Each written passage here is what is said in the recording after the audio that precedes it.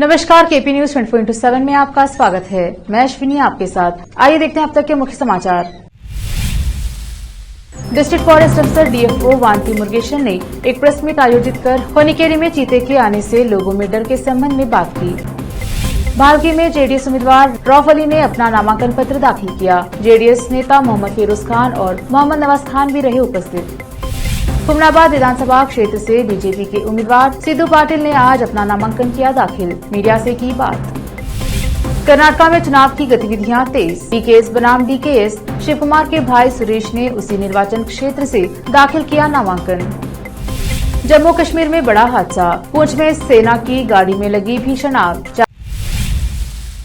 अब समाचार विस्तार से।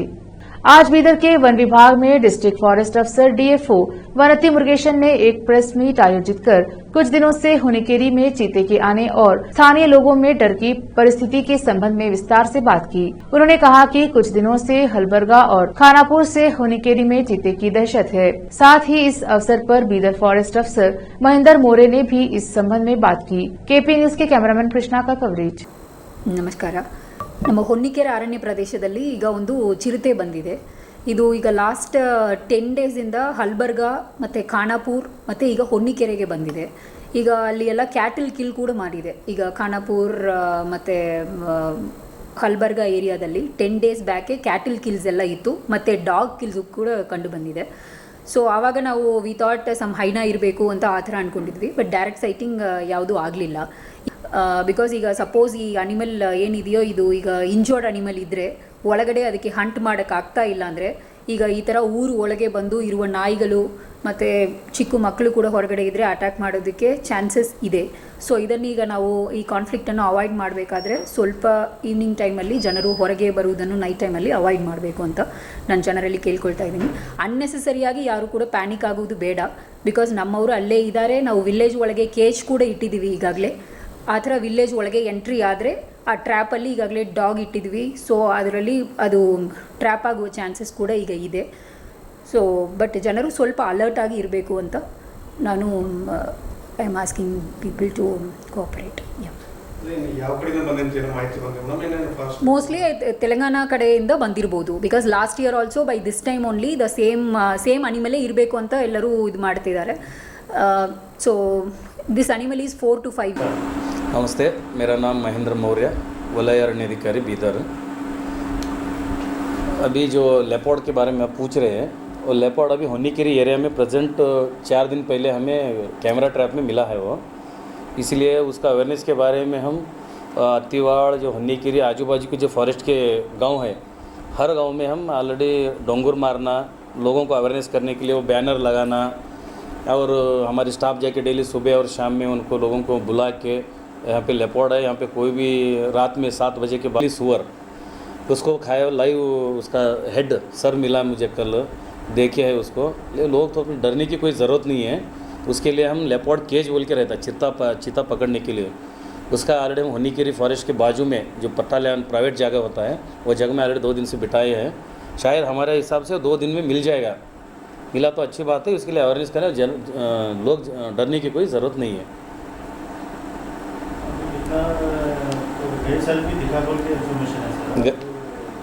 गए साल जनवड़ा के पास कांग्रेस भाजपा को कड़ी टक्कर देने के लिए भालकी में जेडीएस पार्टी ने पहली बार अल्पसंख्यक उम्मीदवार रौफ अली को टिकट दिया है। भालकी विधानसभा क्षेत्र में एक मुस्लिम उम्मीदवार हैं जो जेडीएस से चुनाव लड़ रहे हैं। भालकी में जेडीएस उम्मीदवार रौफ अली ने अपना नामांकन पत्र दाखिल किया। नामांकन पत्र दाखिल करने के दौरान जेडीएस पार्टी के जिला अध्यक्ष रमेश सोलपुर, जेडीएस के Bidar district youth president Mohammed Feroz Khan, Bidar ward number 32 के काउंसलर मोहम्मद नवाज खान, जेडीएस के तालुका अध्यक्ष, जेडीएस नेता सलीम चौधरी और अन्य उपस्थित रहे। इस अवसर पर सभी अतिथि नेताओं का सम्मान किया गया। भालकी में जेडीएस कैंडिडेट नॉमिनेशन के बाद भालकी की राजनीति में खलबली मची है। लोगों का कहना है कि नेशनल पार्टियों ने सभी से झूठे वादे करके लोगों को बेवकूफ बनाया है, इसलिए इस बार जेडीएस को समर्थन देना चाहिए। भालकी से केपी न्यूज के लिए संवाददाता सैमुअल की रिपोर्ट। राज्यದಲ್ಲಿ ಹಿಂದೆ 5 ವರ್ಷ ಕಾಂಗ್ರೆಸ್ ಸರ್ಕಾರ ಮಾಡಿತ್ತು. ಯಾವುದೇ ಒಂದು ಜನಪರ ಯೋಜನೆಗಳು ತಂದಿಲ್ಲ. ಎಲ್ಲ ಭಾಗ್ಯಗಳು ಕೊಟ್ಟಿವೆ ಅಂತ ಹೇಳಿದ್ರು. ಆದರೆ 130ರಿಂದ 78 ಸೀಟು ಅವರೇ ತೊಗೊಂಡ್ಬಂದರು. ನಾವೇನು ತರಲಿಲ್ಲ, ಜನನೇ ಅವರಿಗೆ ಅಲ್ಲಿ ಹೋಗಿ ಕೂಡಿತು. ಆಮೇಲೆ BJP ಇವತ್ತು 4 ವರ್ಷದಿಂದ ಆಡಳಿತ ಮಾಡ್ತಾಯಿದೆ. ಯಾವುದೇ ಒಂದು ರೈತರ ಪರವಾಗಲಿ ಬಡವ್ರ ಪರವಾಗಲಿ ಒಂದು ಯೋಜನೆ ತಂದು ಜನರಿಗೆ ಕಲ್ಯಾಣ ಮಾಡೋಂಥ ಕೆಲಸ ಮಾಡಿಲ್ಲ. ಅದೇ ನಮ್ಮ ಅಲ್ಪ ಸ್ವಲ್ಪ ಸರ್ಕಾರ ನಾವು ಮಾಡಿದಾಗ 2006ರಲ್ಲಿ ಇರ್ಬೋದು, 2018ರಲ್ಲಿ ಇವತ್ತು 2018ರಲ್ಲಿ ಒಂದು ದೊಡ್ಡ ಪ್ರಮಾಣದಲ್ಲಿ ಕುಮಾರಸ್ವಾಮಿ ಅವರು ಮುಖ್ಯಮಂತ್ರಿ ಆದಾಗ 25,000 ಕೋಟಿ ಸಾಲ ಮನ್ನಾ ರೈತರು ಮಾಡೋಂಥ ಒಂದು ದಿಟ್ಟ ನಿರ್ಧಾರ ತಗೊಂಡು 14 ತಿಂಗಳಲ್ಲಿ ಮಾಡಿದ್ದೀವಿ. फैमिली का एक सदस्य बना लेके मुझे ये मौका दिया है हमारे यहाँ के ज़िले के नेता माननीय बंडप्पा खशलपुर साहब के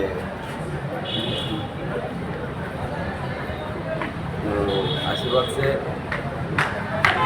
इस कर्नाटक राज्य के प्रमुख हमारे सर्वस्व कुमारण्णा इनके आशीर्वाद से मैं आज जनता दल सेकुलर का कैंडिडेट बना हूँ. तो मैं इतना ही बोलना चाहता हूँ कि इस कर्नाटक राज्य के प्रमुख हमारे सर्वस्व कुमारण्णा इनके आशीर्वाद से मैं आज जनता दल सेकुलर का कैंडिडेट बना हूँ. तो मैं इतना ही बोलना चाहता हूँ. आज बसों कल्याण में रैली हो गई, आप सभी लोग देखे होंगे, मीडिया के लोग भी सब देखे होंगे. जितने भी हमारे चाहने वाले आए थे, जितने भी लोग इस हमारे हुमनाबाद विधानसभा क्षेत्र से बीजेपी के उम्मीदवार सिद्धू पाटिल ने आज गुरुवार 20 अप्रैल को अपने समर्थकों और पार्टी कार्यकर्ताओं के साथ तहसील कार्यालय पहुंचकर अपना नामांकन दाखिल किया. इस अवसर पर कर्नाटक के मुख्यमंत्री बसवराज बोम्मई और केंद्रीय उर्वरक मंत्री भगवंत खुबा और हुमनाबाद के कई पार्टी नेतागण उपस्थित रहे. अपना नामांकन पत्र दाखिल करने के बाद सिद्धू पाटिल ने मीडिया कर्मियों से बात की. केपी न्यूज के संवाददाता मुजफ्फर शेख की रिपोर्ट. ಪಕ್ಷ ವತಿಯಿಂದ ಇವತ್ತ ನಾಮಪತ್ರ ಸಲ್ಲಿಕೆ ಒಂದು ಕಾರ್ಯಕ್ರಮ ಇಟ್ಟುಕೊಂಡಿದ್ದೆವು. ಈ ಕಾರ್ಯಕ್ರಮದಲ್ಲಿ ಮುಖ್ಯಮಂತ್ರಿಗಳಂತ ಬಸವರಾಜ ಬೊಮ್ಮಾಯಿ ಅವರು ಪಾಲ್ಗೊಂಡಿದ್ದರು. ಅದೇ ರೀತಿ ಕೇಂದ್ರ ಸಚಿವರಾದಂಥ ಸನ್ಮಾನ್ಯ ಶ್ರೀ ಭಗವಂತ ಖೂಬಾಜಿ ಅವರು ಕೂಡ ಈ ಕಾರ್ಯಕ್ರಮದಲ್ಲಿ ಬಂದಿದ್ದರು. ಅದೇ ರೀತಿ ಇವತ್ತು ನಮ್ಮ ಜಿಲ್ಲೆಯಿಂದ ಅನೇಕ ಮುಖಂಡರುಗಳು, ನಮ್ಮ ಮಂಡಲದಿಂದ ಅಂದರೆ ನಮ್ಮ ಮತಕ್ಷೇತ್ರದಿಂದ, ಹುಮನಾಬಾದ್ ಮತಕ್ಷೇತ್ರದಿಂದ ಎಲ್ಲ ನಮ್ಮ ಮುಖಂಡರುಗಳು ಈ ಕಾರ್ಯಕ್ರಮದಲ್ಲಿ ಪಾಲ್ಗೊಂಡು ಈ ಕಾರ್ಯಕ್ರಮ ಬಹಳ ಯಶಸ್ವಿಯಾಗಿ ಇವತ್ತು ಹುಮನಾಬಾದ್ ಮಹಾಜನತೆ ಇವತ್ತು ನೋಡ್ಬೋದು. ಇವತ್ತು ಹುಮನಾಬಾದ್ ಮಹಾಜನತೆ ಸ್ವ ಇಚ್ಛೆಯಿಂದ ಈ ಹುಮನಾಬಾದ್ ಇಡೀ ಎಲ್ಲ ಹಳ್ಳಿಗಳಿಂದ ಇವತ್ತು ನನಗೆ ಅನಿಸ್ತದ ಇವತ್ತು ಹುಮನಾಬಾದ್ ಮತಕ್ಷೇತ್ರದ ಹಳ್ಳಿಗಳೆಲ್ಲ ಹುಮನಾಬಾದ್ ಹಳ್ಳಿಗಳಿಂದ ಎಲ್ಲ ಜನರು ಕೂಡ ಇವತ್ತು ನನಗೆ ಆಶೀರ್ವಾದ ಮಾಡಕ್ಕೆ ಬಂದಾರಂತ ನಾನು ಅವರಿಗೆ ತಲೆಬಾಗಿ ಇನ್ನೊಮ್ಮೆ ಅಭಿನಂದನೆ ಸಲ್ಲಿಸುತ್ತೇನೆ. कर्नाटक के पूर्व मुख्यमंत्री और कांग्रेस के दिग्गज नेता सिद्धरामैया ने बुधवार को वर्णा सीट से नामांकन दाखिल किया है. इसके साथ उन्होंने संकेत दिया कि उनके बेटे यतीन्द्र और पोते धवन राकेश उनके राजनीतिक उत्तराधिकारी होंगे. कांग्रेस के वरिष्ठ नेता ने कहा कि यह उनका आखिरी चुनाव है. DKS versus DKS. बेंगलुरु ग्रामीण से कांग्रेस सांसद डीके सुरेश ने एक नाटकीय कदम उठाते हुए आगामी विधानसभा चुनाव के लिए कनकपुरा से निर्दलीय उम्मीदवार के रूप में अपना नामांकन दाखिल किया है. उनके भाई और केपीसीसी अध्यक्ष डीके शिव कुमार कांग्रेस उम्मीदवार के रूप में चुनाव लड़ रहे हैं. पार्टी सूत्रों के अनुसार सुरेश को निर्दलीय उम्मीदवार के रूप में मैदान में उतारने का निर्णय एहतियाती उपाय के रूप में लिया गया था. शिव कुमार के खिलाफ 19 मामले लंबित हैं, जिनमें कोई दोष साबित नहीं हुआ है. इनमें prevention of money laundering act और इनकम टैक्स चोरी के मामले शामिल हैं. हालांकि कोई दृढ़ विश्वास नहीं है. हम इसे सुरक्षित खेलना चाहते हैं. लेते हैं छोटा सा ब्रेक, जल्द लौटेंगे ब्रेक के बाद. सैर तफरी और मनोरंजन करने के शौकीनों के लिए एक सुनहरा अवसर. शहर बिदर में पहली बार आ गया आपके दिलों को लुभाने वाला और भरपूर आनंद देने और मनोरंजन करने वाला fun and fair Disneyland exhibition. Bidar के गुम्पा रोड पर 20 मार्च से जारी है और अप्रैल के पूरे महीने ये एग्जीबिशन रहेगी. हर दिन शाम 5 बजे से रात 10 बजे तक घूमिए. इस एग्जीबिशन में विभिन्न प्रकार के आकर्षक चीजें देखने को मिलेंगी और साथ में है रोबोटिक एनिमल शो. इसके अलावा break dance, long tower, dragon train, octopus, merry go round, water boating के अलावा कई हॉरर शो। महिलाओं के लिए चूड़ियों, चप्पलों और ज्वेलरी के अलावा शॉपिंग की दुकानें उपलब्ध हैं। इसके अलावा खाने पीने की चीजों के शॉप्स भी उपलब्ध हैं। बच्चे, बड़े, बुजुर्ग, महिलाएं और पुरुष सभी इस एग्जीबिशन का आनंद उठा सकते हैं। जल्दी कीजिए और इस सुनहरी मौके से लाभ उठाइए। आइए और देखिए fun and fair Disneyland exhibition, साथ में रोबोटिक एनिमल शो। इस शानदार एग्जीबिशन में यहाँ की चीजों को देखने और आनंद लेने के लिए आप अपने पूरे परिवार और अपने नन्हे मुन्नों के साथ चले आइए। एड्रेस गुम्पा रोड, बिसाइड बिग बाजार, अपोजिट BVB कॉलेज, बीदर।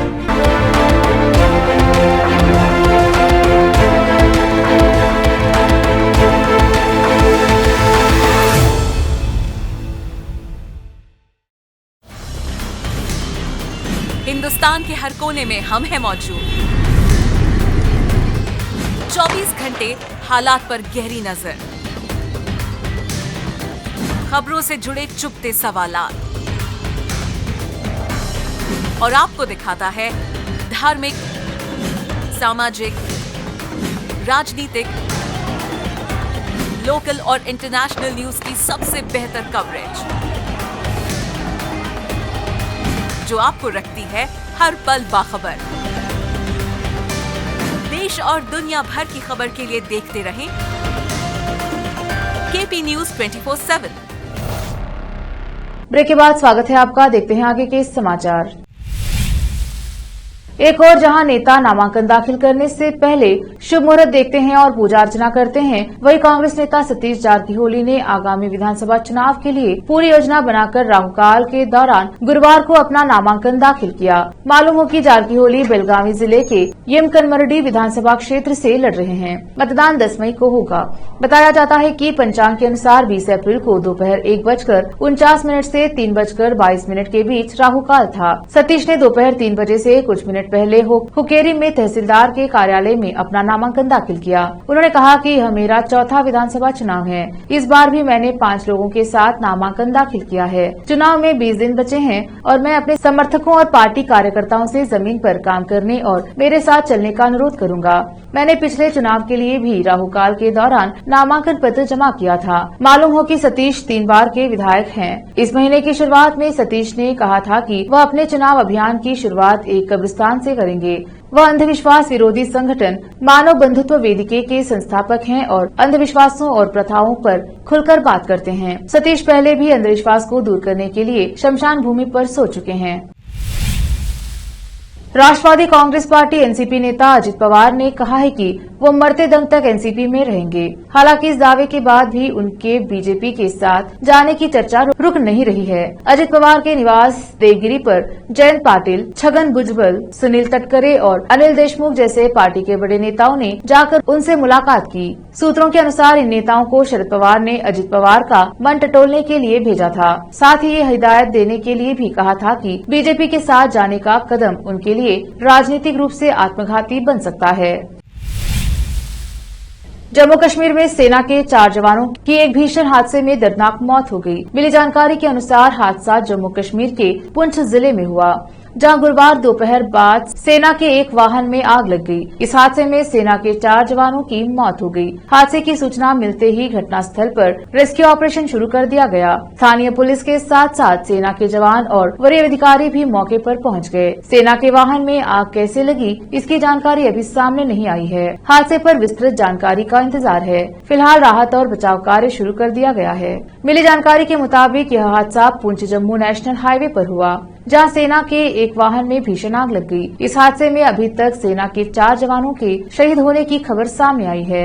हालांकि शहीद हुए जवानों की पहचान अभी क्लियर नहीं हो पाई है। मीडिया रिपोर्ट्स के अनुसार यह हादसा पुंछ जम्मू नेशनल हाईवे पर भाटा दुड़िया क्षेत्र में हुआ है।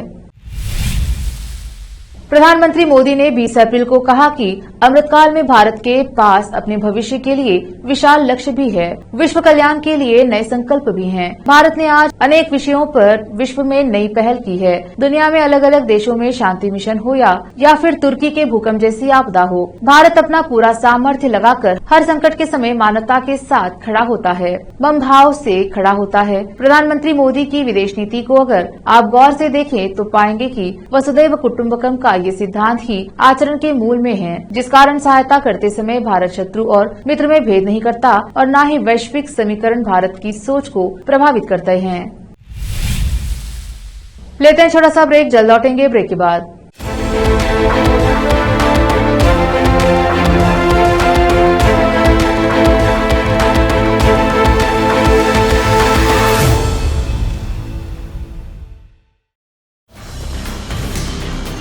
हिंदुस्तान के हर कोने में हम हैं मौजूद। 24 घंटे हालात पर गहरी नजर, खबरों से जुड़े चुपते सवालात और आपको दिखाता है धार्मिक, सामाजिक, राजनीतिक, लोकल और इंटरनेशनल न्यूज की सबसे बेहतर कवरेज, जो आपको रखती है हर पल बाखबर। देश और दुनिया भर की खबर के लिए देखते रहें केपी न्यूज 24/7। ब्रेक के बाद स्वागत है आपका, देखते हैं आगे के समाचार। गुजरात में सूरत की एक सत्र अदालत ने मोदी उपनाम वाले बयान को लेकर कांग्रेस नेता राहुल गांधी को एक आपराधिक मानहानि मामले में दोषी ठहराए जाने के फैसले पर रोक लगाने की उनकी याचिका गुरुवार को खारिज कर दी। इसी के साथ राहुल गांधी की सांसद के रूप में अयोग्यता को भी बरकरार रखा है। अतिरिक्त सत्र न्यायाधीश आरपी मोगेरा की अदालत ने राहुल को आपराधिक मानहानि के इस मामले में 2 साल के कारावास की सजा सुनाए जाने के एक निचली अदालत के फैसले के खिलाफ दायर कांग्रेस नेता की अर्जी आज खारिज कर दी। हालांकि निचली अदालत के आदेश के खिलाफ गांधी की मुख्य याचिका पर सत्र अदालत अगली तारीख पर सुनवाई जारी रखेगी। अदालत ने फैसला सुनाते हुए कांग्रेस नेता को नसीहत देते हुए कहा, राहुल गांधी को एक सांसद और पूर्व कांग्रेस अध्यक्ष के रूप में अपने शब्दों से अधिक सावधान रहना चाहिए था, जिसका लोगों के दिमाग पर बड़ा असर पड़ता है। अदालत ने आगे कहा कि राहुल गांधी के मुंह से निकला कोई भी अपमानजनक शब्द पीड़ित व्यक्ति को मानसिक पीड़ा देने के लिए काफी है। साल 2002 गुजरात दंगे से जुड़े नरोदा गांव नरसंहार मामले में अहमदाबाद की विशेष अदालत ने गुरुवार को बड़ा फैसला सुनाया। कोर्ट ने माया कोडनानी, बाबू बजरंगी समेत तमाम आरोपियों को बरी कर दिया है। आखिर में फिर एक बार देखते हैं मुख्य समाचार। डिस्ट्रिक्ट फॉरेस्ट अफसर डीएफओ वांति मुरुगेशन ने एक प्रेस मीट आयोजित कर होनिकेरी में चीते के आने से लोगों में डर के संबंध में बात की।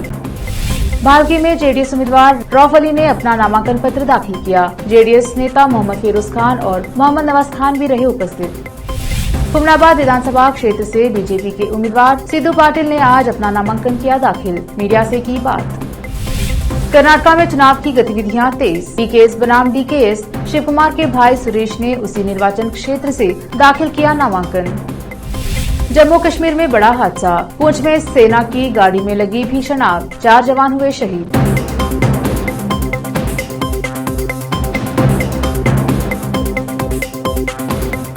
केपी न्यूज में अब तक के लिए इतना ही। देश प्रदेश के समाचारों के लिए देखते रहिए केपी न्यूज 24/7। धन्यवाद।